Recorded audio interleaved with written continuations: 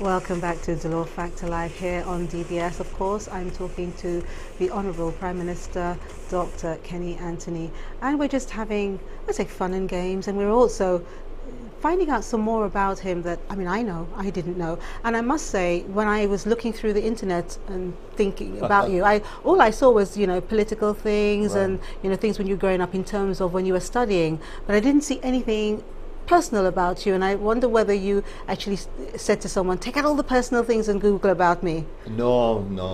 I am an unknown when it comes to that. All those. And I don't think people really knew me, my childhood, except people from the South. I'm always open, always willing to talk about it. Good. Well, this is a good start tonight. I'm really happy to have the opportunity because there are a lot of myths. But I'm also anxious to share with young people my own challenges, what I went through, and that to emphasize that it was not all a life of abandon and pleasure and so on. That I did have, in fact, some extraordinary difficult periods of my life. Okay, and most probably tonight, I know we can't touch on all of that, but I'm hoping that at some point we'll be able to touch through those. I'm open, and you can ask me anything. Great. As I said. Yeah. Now, as I said to you viewers, we have something for you as well. The last time we did this, you really enjoyed it. So we thought, okay, we have Father's Day coming up next week, and we want to give you an opportunity to win something. And if you win something, our Prime Minister here is actually going to choose it for you tonight. So we're going to ask you, who are these well-known fathers? You can name them, but they must be in the order that they are shown. So this is for tonight. You have at least until, I'd say, 1:45, so you have about 20 minutes. I'll let you know when to stop. So you have to give us the names of these well-known fathers. You must tell us in the order that they are shown, well-known fathers, and you're going to win something really wonderful from DFL that our Prime Minister is going to choose. Now, surely you must know them. Well-known fathers, tell us who they are in the order that they have been shown. Okay, now just before the break, we were talking about health. Sure. And of course, it's no secret that recently people said that you had cancer, and you said that you didn't have cancer, and I think it's going to be going on and on and on and on and on. Why do you think people are so concerned of whether you do or you don't? Well, basically, once you reach a sort of age I'm at, I'm 61, although of course persons get stricken with cancer at sometimes very early stages of their life, then inevitably there's going to be speculation about your health. And let's not forget that one of my predecessors in office, Sir John, died in office, so there will always be those concerns. There's always been speculation about my health. I suspect I'm a little portly, a little on the heavy side, and inevitably there are going to be suggestions from time to time. I've never been down. Are you worried about your health in any way? Oh, obviously, you have to think about it all the time. I think once you reach that kind of age, that you have to be concerned about your health. You have to make adjustments in your life. So, for example, I've made adjustments with the food that I eat. I mentioned earlier that my mother's diabetic. She's 94. She's been taking insulin injections, and in fact 2 injections a day for the last 20 odd years, and she's managed it exceedingly well. I had an aunt who died of diabetes, so I have to be very careful because it can be inherited. So I'm concerned about that. I have to make adjustments from time to time to make sure that I watch carefully what I eat. And then of course when you become too heavy, too bloated, it does affect your routine, the enthusiasm which you bring to your job. So you have to make adjustments. The problem really is that it is tougher than people really think, because the routine of a Prime Minister is so extraordinarily demanding. I remember former Prime Minister Stephenson King, when he became Prime Minister, true that he was a little heavy, but then he added the pounds fairly quickly. Now that he's in opposition, I think you're beginning to see a gradual reduction. Same thing happened to me when I got into opposition. You look at my good friend Ralph Gonzalez, and he's huge.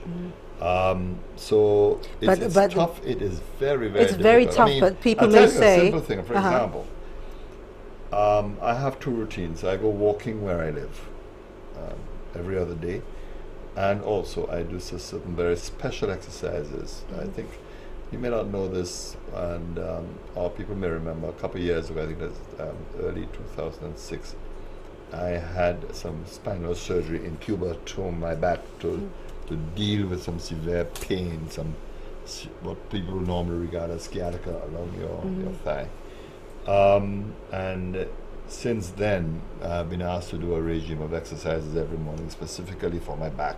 Tall men often get into trouble with their backs in any event. So I do that on a regular basis. And the fact is that you attempt to do those exercises and the phone begins to ring. And but perhaps, so can I say, Mr. Prime Minister, perhaps it's down to your own discipline. Because we look at someone like President Obama, we all know that he wakes up extremely early in the morning. Not that I'm saying that you don't. I but do he, actually. He goes through those. That's what I'm saying. I'm not starts saying that about you don't. 5:30. Right. So would you say it'd be too much for you to wake up that half hour earlier and work out? I'm one of those persons, I need roughly about 6 hours sleep.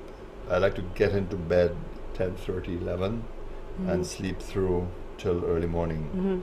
The problem is that the way the governance of the country has developed, you constantly face the onslaught of persons wanting to see you. There's a deluge. So that you virtually have to carve out some time in the early part of the day to attend to correspondence and other matters. So I would wake up fairly early, try and get some exercise done if that is possible, and then get on to the routine of reading files and trying to do correspondence. What has happened with this job too that is most fascinating is the way technology has changed the nature of the job.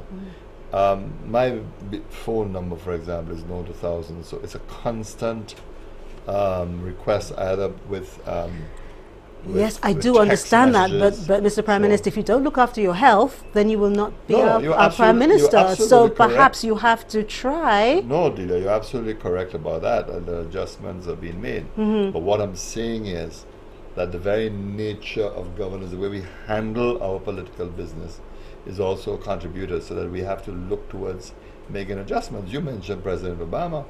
President Obama comes from a country where he has a huge retinue of persons assisting. We don't have that.